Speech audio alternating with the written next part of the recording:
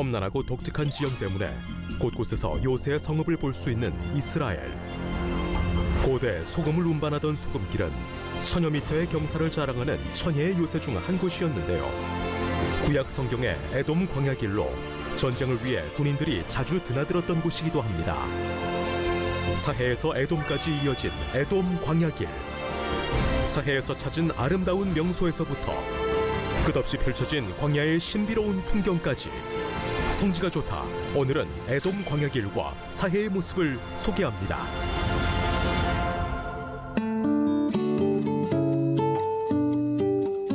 안녕하세요. 성지가 좋답니다. 당연하게 주어지는 시간과 반복되는 삶, 그리고 때가 되면 어김없이 돌아오는 계절에게 참 감사함을 느끼게 되는 시대인 것 같은데요. 오늘도 이스라엘 현지는 어떤지 현장에 계신 이강근 박사님 연결해 보겠습니다. 박사님 안녕하세요. 안녕하세요. 예루살렘입니다. 네, 예루살렘에서 한 주간 어떻게 지내셨나요?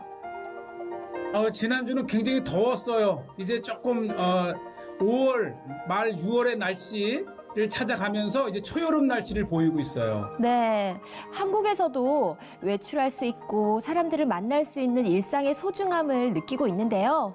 박사님께서도 지금까지 성지를 밟고 방문할 수 있어서 더욱 특별히 감사함을 느끼실 것 같은데 어떠세요? 그럼요. 이스라엘도 코로나19로 인해서 거의 2달 넘게 외출 금지가 됐었기 때문에 네. 이제 조금씩 다니기 시작하고요. 얼마나 이 다닐 수 있다는 것이 감사한지 네. 새삼 느낍니다. 네, 화상으로 박사님을 만날 수 있다는 것에 또 감사드리면서 오늘 방문할 곳은 어딘가요? 오늘은 아주 특별한 곳인데요. 네.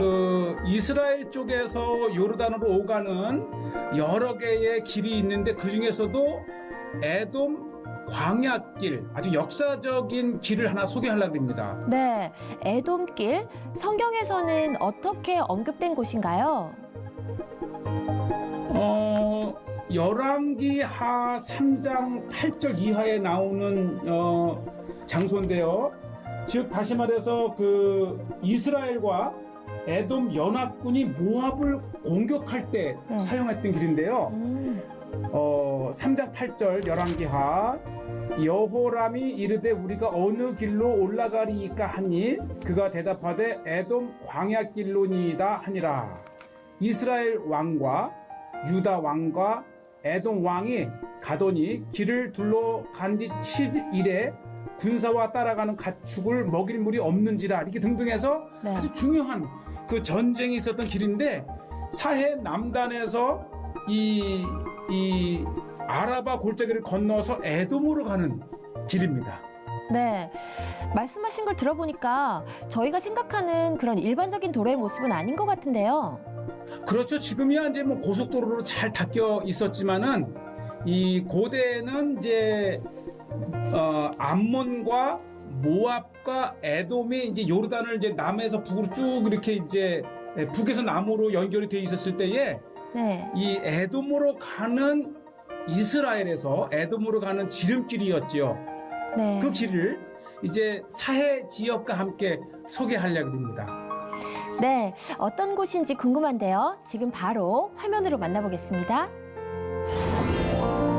자, 오늘의 장소는 이제 에돔길을 소개하게 되겠는데요. 이 사해가에 이 암몬으로 또 모압으로 에돔으로 가는 길 중에 에돔길을 가는 이 겨울철에 흐르는 와디를 보고 계십니다. 사실 이 와디라고 하는 것이 이 여름 건기 때는 마른 채로 있다가 드디어 겨울에 비가 오면 물이 흐르기 시작하는 여름 내내 메말랐던 광야의 와디에 이렇게 겨울철에 비가 오면 물이 흐르기 시작합니다. 이게 별거 아닌 것 같아도 전 광야에 흘러내리는 빗물이 이 사해에 다다를 쯤 되면 이게 엄청난 양이 되는 거예요. 또 심지어는 뭐 이렇게 이 물이 잔잔하게 흐르던 그 와디에도 뭐 거의 보세요, 물이 여기까지 넘쳐 흐르는 흔적이 있잖아요. 그러니까 이 와디 하나에만도 이렇게 엄청난 물이 흘러가면 그 모든 모인 사해 입구에 다다랐을 때 얼마나 물이 많아요. 그래서 이 사해는 수시로 이 엄청나게 흘러내리는 빗물이 이 도로를 막기도 하고, 또 그러다가 여름 내내 메마른 이 와디가 되기도 하고, 참 광야는 천혜의 얼굴을 가지고 있어요. 맞아요. 이제 곧 우리가 이 광야 곳곳에서 모여 사해로 흘러 들어갈 때 넘치는 물을 한번 보시게 되겠는데, 어쨌든 이 광야에서 겨울철에 비가 오면 이렇게 물이 흐르는 것을 볼 수 있어서 이 그냥 지나갈 수 없지요. 이 흐르는 물. 그 다음에 겨울철에 비가 오면 드디어 이제 파릇파릇 풀이 솟아나면 여름 내내 마른 풀을 먹던 양과 염소떼들이 드디어 싱싱한 식사를 하는 겁니다. 자, 이게 이제 먹기에 몰두해가지고 제가 바로 옆에서 찍는데도 모를 정도로 참 이게 푸른 초장의 양떼가 되고요. 자, 그 다음에 이제 그 밤에 이 사해를 가는데 늘 예고치 못했던 빗물이 사해에 흘러 들어올 때쯤 되면 수시로 이렇게 길이 막혀요. 이게 제가 접근할 수 있었던 때가 그나마 적당했기 때문에 그렇죠. 진짜 비가 와서 이 상류에 조금만 비가 와도 엄청난 물이 사해에는 흐르는데, 이렇게 되면 이미 길을 통제합니다. 그래서 이미 통제를 하기 때문에 진짜 넘치는 물은 보기가 쉽지 않죠. 유대 광야에 내린 빗물이 이 사해 쪽으로 흘러오면서 이 수시로 이렇게 길이 맞아요. 막힙니다. 훔난길, 또 엔게디, 이 마사다라 가는 길에 이렇게 겨울철이 되면 일상입니다. 늘 길이 막히고 넘치고, 어떤 때는 굉장히 오랫동안 며칠 동안 길이 막히는 적도 있어요. 맞아요. 아마 이 순례 오셨다가 특히 겨울철에 비가 오면 마사다나 이런 엔게디까지 갈 때에 길이 막혀서 가지 못한다라고 해서 방문을 못하거나 아니면 크게 돌아가는 일이 종종 있어요. 아마 이 시청자들께서도 두려워서 건너지를 못합니다. 그러나 만약에 시간이 지체되게 되면 더 물이 많아지면 아예 고립됩니다. 그러니까 이 상황은 무슨 상황이냐면은, 제가 찝차로 통과를 해봐서 이 길이 패이지도 않고 안전하다는 거를 안 그때에 많은 차량들이 지나가지 못할 때, 제가 이제 안전하니까 가라 이렇게 보내던 때였고요.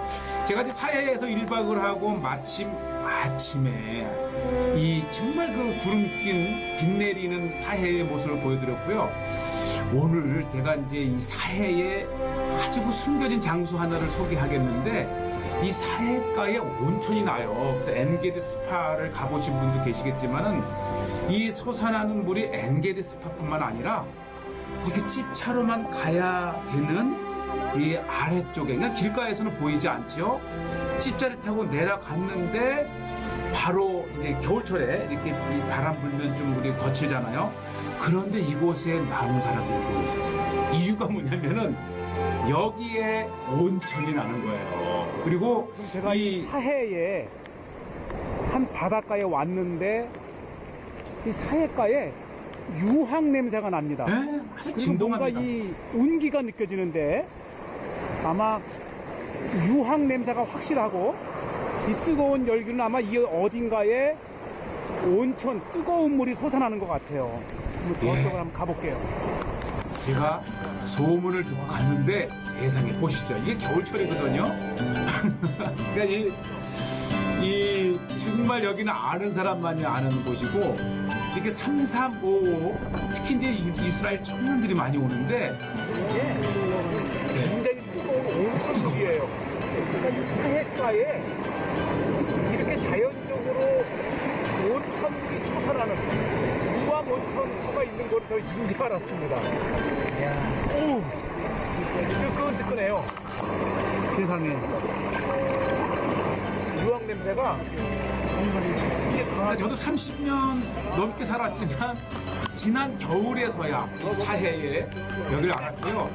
사해가에 이렇게 뜨거운 공짜로 즐길 수 있는 온천이 솟아난다는 거를 그거 알면 대박일 것 같아요. 그러니까 이게 온천물뿐만 아니라 소금물이에요, 소금물. 이야. 소금, 사해물과 온천을 동시에 즐길 수 있는, 제가 오늘은 이 복장 때문에 안 들어가지만 다음에 꼭 한번 올 겁니다. 그러니까 겨울에 춥잖아요. 이 온천이 있기 때문에 이게 뭐냐면 머드팩. 정말 미용 좋아하시는 분들 오리지널 머드팩, 거기다가 온천, 사해물, 일석삼조의 장소가 있는데 우리 이 시청자들께서 한번 오시면 제가 기회를 봐서 한번 모시고 가겠습니다. 그 이 사람들이 부대찌개, 또 한국말을 하고 한국을 다녀왔대요. 다빈밥. 이분 이 여자 자매는 5개월을 한국에 살았다 그러고 제가 이제 코리아 태극기를 보니까 너무 반가워하고 이렇게 겨울에 추운데도 사해 수영이 가능한 것은 몸이 차가워지면 알려지지 바로 않은 온천. 사해의 또 다른 명소입니다. 이렇게 녹화를 하면서 다시 지난 겨울이 또 추억에 떠오르는데 그리고 이게 이 사해길에서 한참을 밑으로 내려가야 되기 때문에 찝차가 아니면 다가가지 못해요. 아마 걸어간다면 제가 보기엔 한 20분 정도 걸리는데 온천이 좋아서 내려오긴 했는데 4륜의 전륜이 고장이 났습니다. 잘 됐으면 좋겠어요. 맞아요. 이 사해 온천을 보고 나오다가 제가 또 이런 걸 보면 그냥 못 지나치잖아요.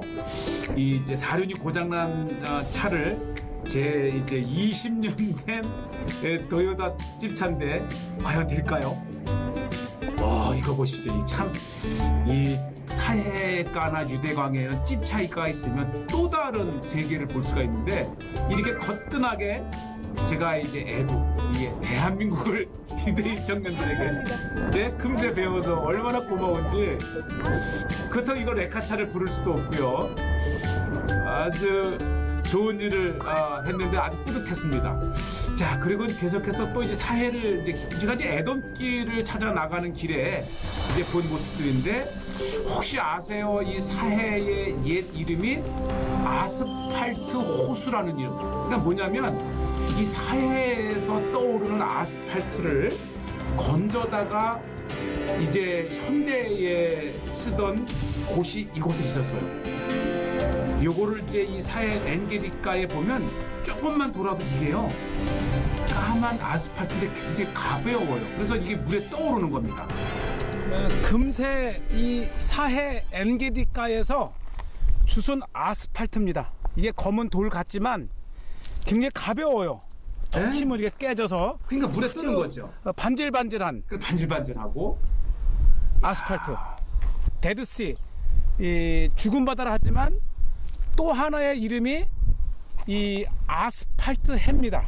아스팔트 호수. 그래서 이 어떤 지도에 보면 맞아요. 이 사해를 The Lake of Asphalt. 네, 아주 중요한 또 사해의 나무가 밀려서 현실을 이제 보고 있는 건데요. 긴 띠를 이루는데, 그러니까 적어도 50년 전만 해도 예? 사해물이 여기까지 차 있었던 것이고요.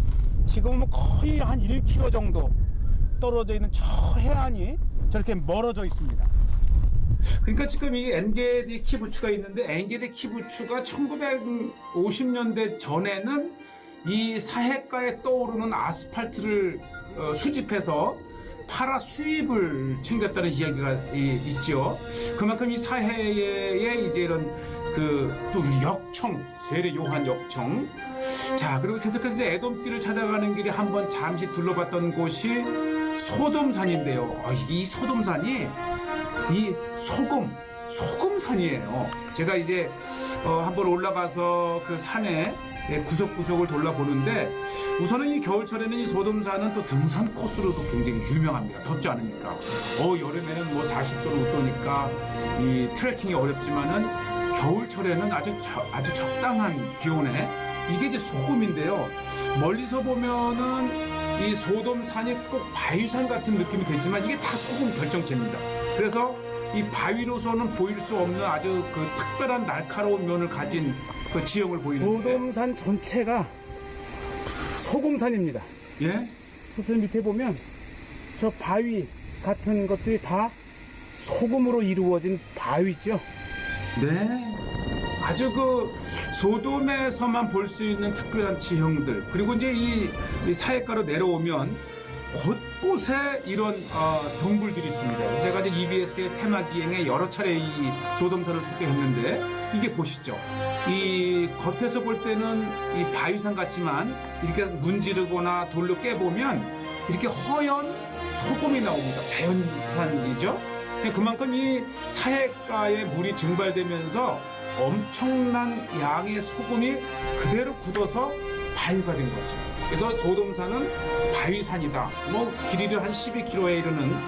그리고 이 소돔 근처에 되면 이 겨울철에 제가 이제 보통 우리가 이제 이 사해에 뜨잖아요. 부력에 의해서. 그런데 이 남쪽에 보면 보시죠. 완전히 엄청난 소금이 굳어서 이 아름다운 마치 눈이 쌓여서 내린 것처럼 느낌이 드는데 이 사해도 길이가 65km 정도 되는데 남쪽으로 내려가면 내려갈수록 염도가 높고 이렇게 스스로 결정돼서 아름다운 소금 바다를 이루는 모습들. 아마 이것도 일반 우리가 찾아가는 그 사해 수영지에서는 볼 수 없는 이 소돔 지역에만 볼 수 있는 아주 특별한 현상이 바로 보시죠. 이 아주 그 전형적인 아름다운 사해 바다의 남쪽 모습을 보고 계셨고요.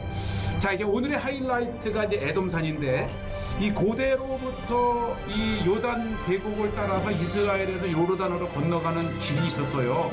암몬 지역으로 가는 길도 있고 모압 지역으로 가는 길도 있는데 사해의 최남단에 바로 이것이 나할 조아르. 이 조아르가 바로 소활땅을 말하는 거예요. 그래서 이 요르단의 남쪽 에돔 지역으로 가는 최첨단 길이 바로 이 나할 조아르, 즉 이 소알 계곡을 타고 이제 건너가는 곳인데 정말 중요한 것을 이제 우리가 오늘 보여드리는데 이 고대로부터 에돔길은 전략적인 군사로 내지는 무용로입니다. 그래서 이 길을 방어를 해야 했기 때문에 이 에돔길에 고대의 중요한 에돔 요새가 있었어요. 길을 지키던 이게 초소입니다.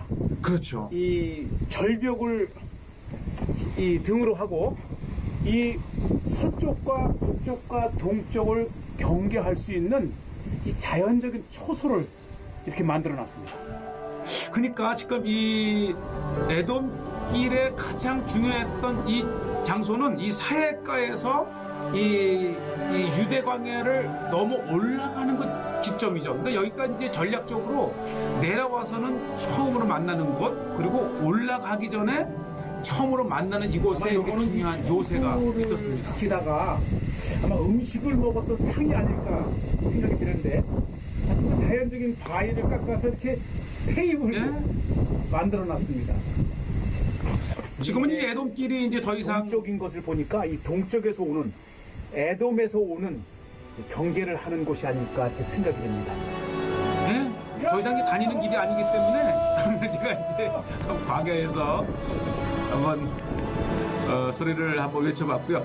요것이 이제 또 진짜 요새 중에 요새인 이 스트롱 포트레스, 그래서 강한 요새라고 하는데 올라가기조차도 쉽지 않습니다. 이제 저랑 같이 갔던 분들도 이 고공에 공포증이 있는 분들은 못 올라가는데 제가 올라섰었죠. 광야길도 거칠지만 이 깊은 계곡 한가운데에 강한 이 스트롱 포트레스, 강한 요새라고 이름 지어진 이 에돔 광야길의 이 요새 위에 서니까 자 보시죠. 자 에돔 지역이 한눈에 보입니다.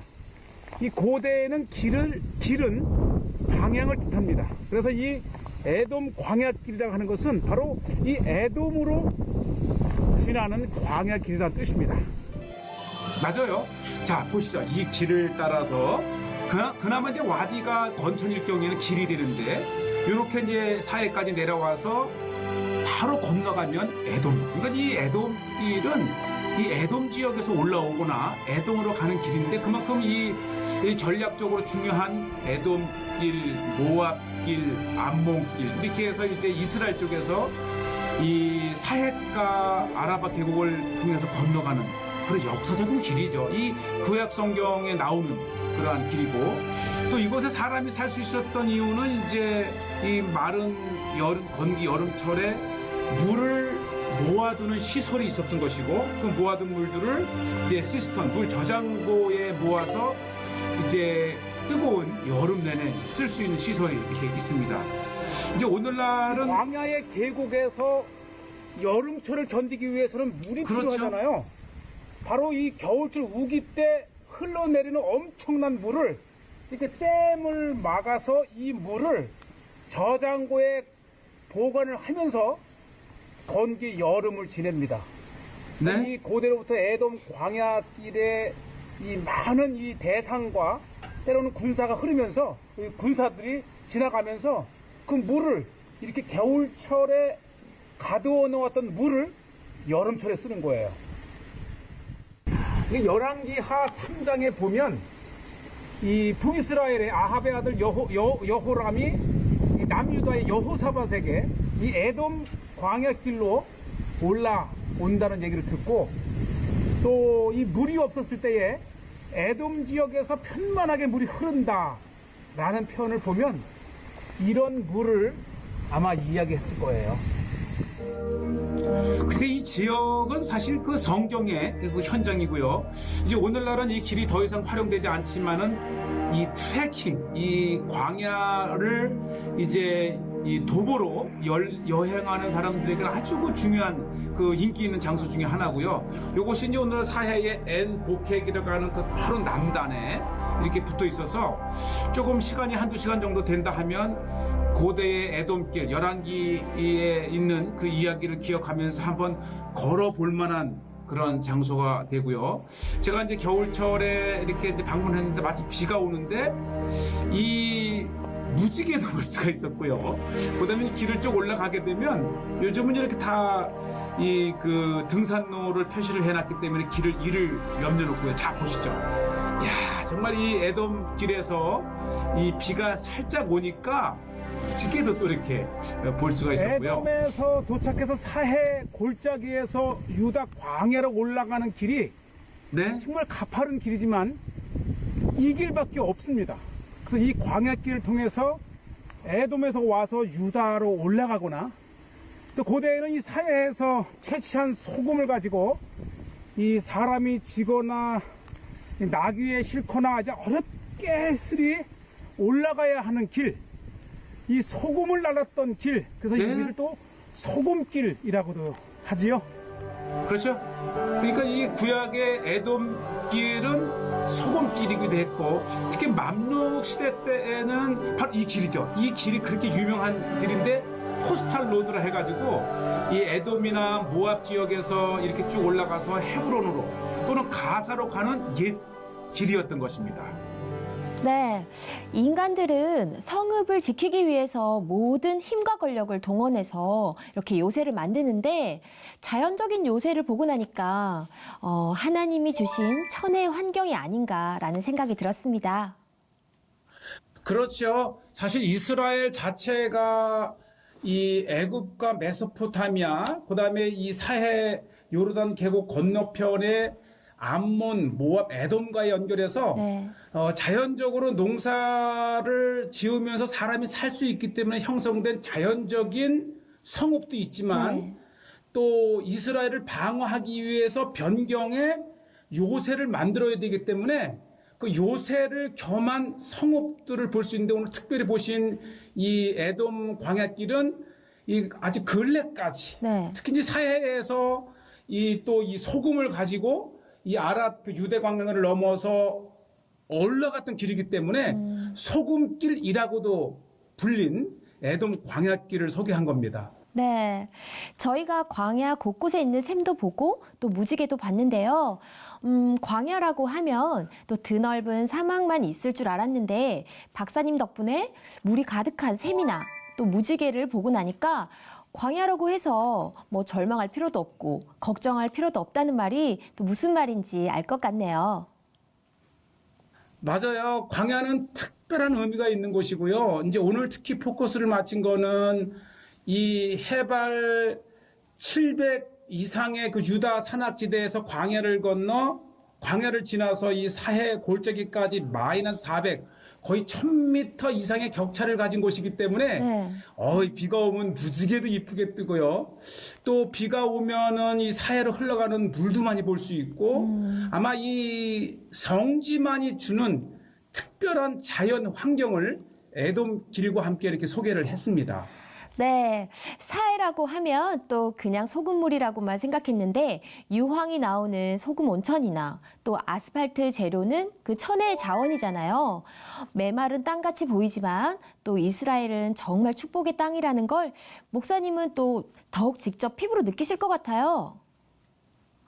그럼요. 첫째는 성경을 읽으면서 성경의 이야기가 살아있는 땅이고 네, 또 특히 우리 한국인들에게는 한국 교회에게는 전혀 한국에서는 상상할 수 없는 전혀 다른 환경이기 때문에 네. 오시면 또 다른 성경의 환경을 체험하시면서 성경의 은혜뿐만 아니라 즐거움도 가질 수 있는 땅입니다. 네, 사해가 정말 아름다운데요. 또 언젠가는 저희도 사해에 발을 담글 수 있는 날이 오겠죠? 네, 초대하겠습니다. 네, 그날을 기대하면서 오늘은 여기서 인사드릴까요? 네, 감사합니다. 한 주간도 승리하세요. 네. 네, 성지가 좋다는 인터넷으로 다시 보실 수 있으니까요. 많은 시청 부탁드리고요. 저희는 다음 이 시간 다시 인사드리겠습니다. 여러분, 고맙습니다.